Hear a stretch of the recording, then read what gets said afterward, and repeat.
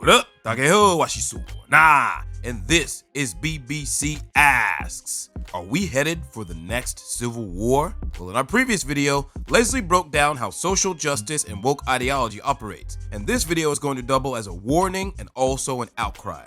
So pay very close attention to what this brave mother of four has to say, as she starts it out with how the university is using her videos to discredit her to her fellow students, and how SJ Education paints a picture of the world that is very different from the one that you and I live in. I know that my video, at least the first one that I released, is being talked about at Antioch. They have been apparently showing it or talking about it in classes. And I know that the way that this is being interpreted and framed is it's an expression of my white fragility and my attempt to center whiteness in my calls for preserving ideological neutrality in therapy space. Those pleas for objectivity and neutrality are, to them, they're literally calls of violence against marginalized people. According to their philosophy, in which marginalization equals power, it would seem that failing to acknowledge the social justice hierarchy would rob the marginalized of an asset. This framework, the way that we are taught to see the world through the social justice lens, is foundational and absolutely fundamental to the way that they interpret human relationships and reality. It's inseparable from their worldview. To them, it is not a way of seeing things. It is the way of seeing things. It is truth. So, to the young people who have adopted this mindset, it is foundational and it colors their entire understanding of human relationship dynamics. Now, in this next part, she's going to drop something that we said way back at the beginning of our World Culture series and follow that up with a grave warning and how we should deal with it.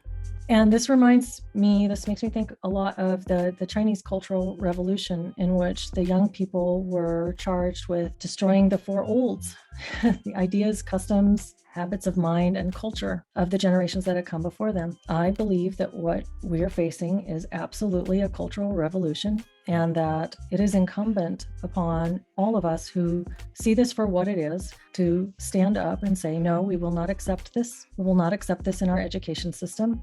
We will not watch our culture and our norms and our values, the way that we think about gender, the nuclear family, completely dismantled and replaced. This is absolutely what is happening. So I hope that for everyone who is seeing this, that you will take this message very seriously and understand this is truly what they are doing. This is absolutely what is happening. We have an opportunity to stop it, I hope.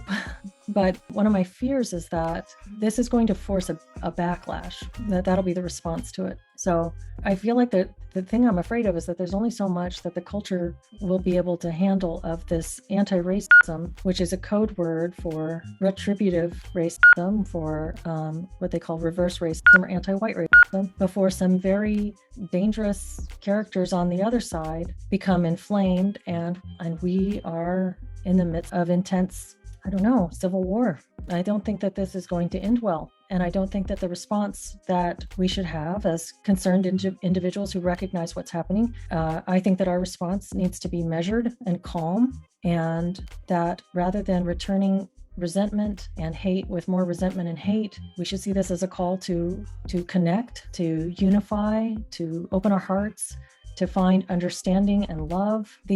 Many of these kids, these young people who are buying into this stuff, they're just buying into it because it's what they've been taught. And there's a core of truth in all of it, because of course people face lots of difficulties that are unfair. Of course there's discrimination, of course there is. Life is not fair, and that sucks, and that's hard. And the social justice ideology offers one way to think about that could be very tempting, because it answers a lot of questions. And I can understand why they see things the way that they do. But it's a very dark ideology that engenders division, resentment, hatred, and a constant deconstruction. And I think we have a choice. We need to make the right choice as a culture. And I'd love to hear what others' thoughts are on this. This is the way that I've come to understand it through my experiences. And I hope this has been interesting or helpful. Thank you for listening. So with all that, what do you guys think? Is Leslie right about this leading to a civil war? Is kindness, understanding, and making attempts to embrace each other the key? Remember to like, subscribe, and I'll see you on the flip side. Peace!